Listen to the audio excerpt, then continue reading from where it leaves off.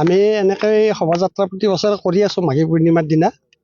আৰু আমাৰ ইয়াত পাখামাৰা আঞ্চলিক হৰি মন্দিৰ, এই হৰি মন্দিৰৰ অন্তৰ্গত ৰাইজে আমাৰ ইয়াত ৮৬ ঘৰ মানুহ আছে। আমি আটাই মিলি এনেকৈ আমি প্ৰতি বছৰে কৰি আছোঁ। আজি আমাৰ এই অনুষ্ঠানটো ১৮ বছৰ হ'ল। এইখিনি আৰু ইয়াত আমাৰ গোটেইখিনি পৰিয়াল যিমান আছে প্ৰতি পৰিয়ালৰে ৰাইজে আহি আমাৰ ইয়াত অংশগ্ৰহণ কৰে আৰু শেষত আমি এটা প্ৰীতি ভোজন কৰোঁ।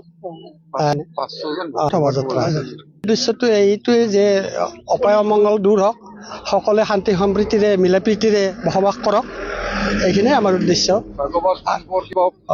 আমাৰ উঠি অহা চামেটো আমি ভাগৱত নগৰলৈ আমি গমেই নাপাব। গতিকে আমি আমাৰ এই ভাগৱত ধৰ্মটোৱে আমাৰ শ্ৰেষ্ঠ ধৰ্ম বুলি শংকৰদেৱে কৈ আছে।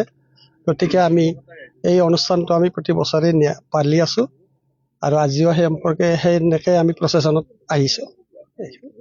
সমূহ ভক্তপ্ৰাণ ৰাইজ, আমি এই সুদৰ্শন সমন্বয় সংঘটো 2020 চনতে আমি স্থাপন কৰিছিলোঁ আৰু আমাৰ এই সুদৰ্শন সমন্বয় সংঘটোৰ মূল লক্ষ্য আৰু উদ্দেশ্য আছিল আমাৰ হিন্দু সমাজ একত্ৰিত কৰি আৰু এই হিন্দু সমাজৰ ধৰ্ম ৰীতি আমি লক্ষ্য উদ্দেশ্য আগত ৰাখি যিখিনি আমাৰ গোটেই আমাৰ চুবুৰীকেইটা মোটামুটি 20-22টা চুবুৰী আছে, গোটেই চুবুৰীকেইটা আমি লগ হৈ একত্ৰিত হৈ আজি এই পৰম্পৰাগতভাৱে আমি 2020 চনৰে পালন কৰি আহিছোঁ।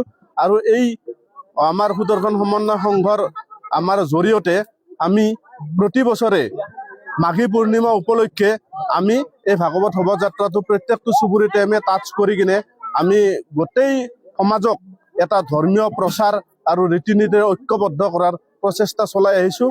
লগতে আমি পৰৱৰ্তী সময়তো এই প্ৰচেষ্টা অব্যাহত ৰাখিম বুলি আমি ঐক্যবদ্ধ হৈ হিন্দু সমাজ একত্ৰিত হৈ আহিছোঁ।